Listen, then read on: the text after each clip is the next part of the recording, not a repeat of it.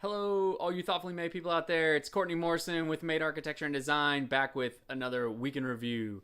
So last weekend we had beautiful weather and got an egg hunt in with my daughter. We went to the zoo as a family, the Atlanta Zoo, which was a lot of fun, and then had a surprise party for a good friend of ours who turned 40. His wife put on a surprise party, and that was a great time. We got to see some people who meet some new people and see some people we don't ordinarily see and celebrate our good friend turning 40. So that was great. And then on Sunday, church in the morning, and then we went to the park. My daughter and I went to the park with some friends of hers, and that was great. Like I said, it was just such beautiful weather. It was great to be outside.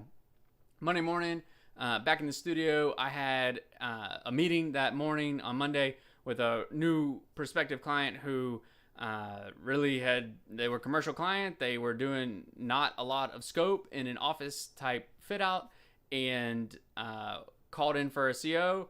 And they said, you need drawings. You need permitted drawings to be able to, for us to issue a CO. They got in touch with me through a mutual connection. And so I took them on as a client to draw up their stuff and get them a permit. It's the second kind of similar job that I've had like this in a little while. So it's good to have some things like this from time to time. So doing that.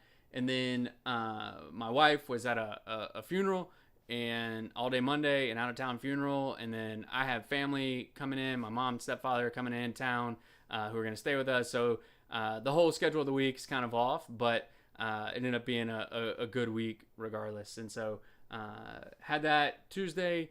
I got the proposal out for that office project, got it written up pretty quick and turned around for them. I know they're in a hurry, and so trying to get that wrapped up for them quickly. And then had a call with the landscape architect for the modern house I'm working on down south of the city. The architect had some ideas, some questions, and some things I wanted to talk through. And really, the design of the house, the pool and pool deck and things like that are all really integrated into the architecture. And so even though I kind of gave it a preliminary design, he's doing the final design, and there's a lot of coordination that goes on with that. So that was good to have that call. On Wednesday, I had the day off to play golf. That's not true. I worked that morning and then had the day off that afternoon to play golf for my birthday, and really enjoyed that. Had some friends come out and play. It was a lot of fun. And then Thursday morning, my wife and I went to register our daughter for school. She's starting kindergarten, and we had to go do an in-person registration and take a tour. And so that's a big milestone for us and for her, to start school in August. And so it's exciting and glad we got to do it. And then really on Thursday, I spent most of the day Thursday working on structural coordination for the house down south. The engineer has put together a set of plans. I'm working on integrating his information into my model. And so it just takes a lot of coordination. It's a really unique design and specific design. And so there's kind of some overlap and things that I need to look at maybe a little more closely than maybe ordinary, or if it were a typical house. But happy to do it and glad to see this project moving along. And really, it touches on something that we believe in that the higher the level of specificity, the higher level of coordination required. And that doesn't come for free or cheaply. And so really, it takes a lot of time to do stuff like that, but that's what's required to do things that are specific. It requires a high level of coordination. And so Friday, I made some small design revisions to the church ceiling project I've been working on. Hopefully that's it, and we'll get the permit, and that'll be wrapped up and ready to go.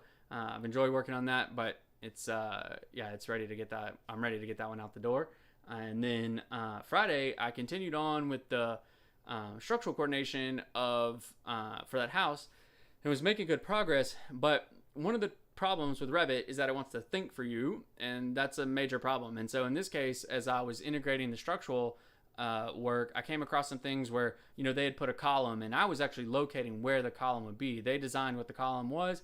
I put it in place and was giving dimensions for it.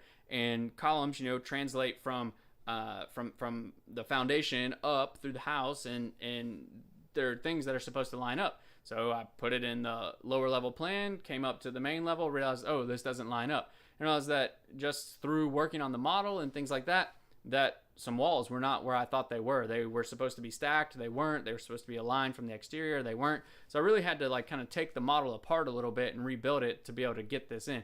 Ultimately, it'll result in better drawings, better design, more clear communication for the contractor when they build it. But it's a pain when Revit tries to do things like that and it doesn't tell you or doesn't warn you or you don't catch it. If it's my fault. I'm taking responsibility for it.